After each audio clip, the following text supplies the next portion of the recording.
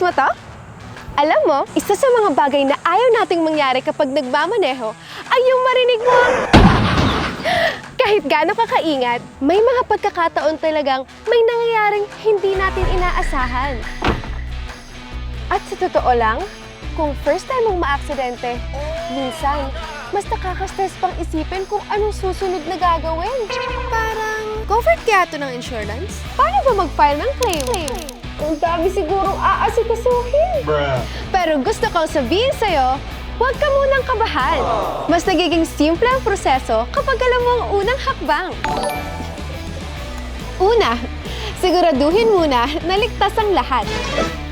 Kung okay na ang lahat, doon ka na mag-document. Picturean mo ang sasakyan.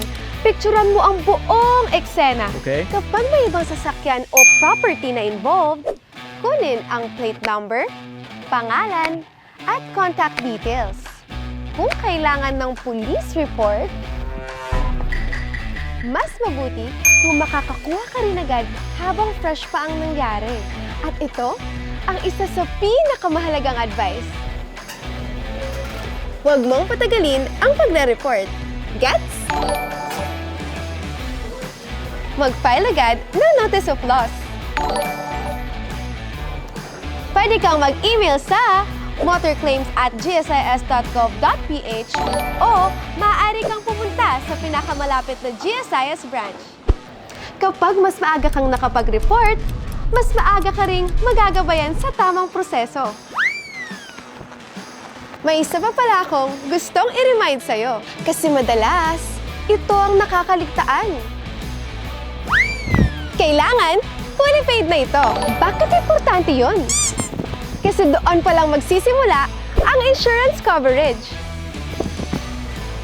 Ibig sabihin, kung sakaling may mangyaring aksidente bago pa maging effective ang policy, maaari itong hindi ma-cover.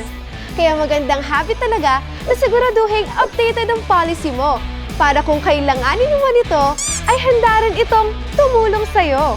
Promise! Hindi mo kailangan kabisaduhin lahat ng requirements.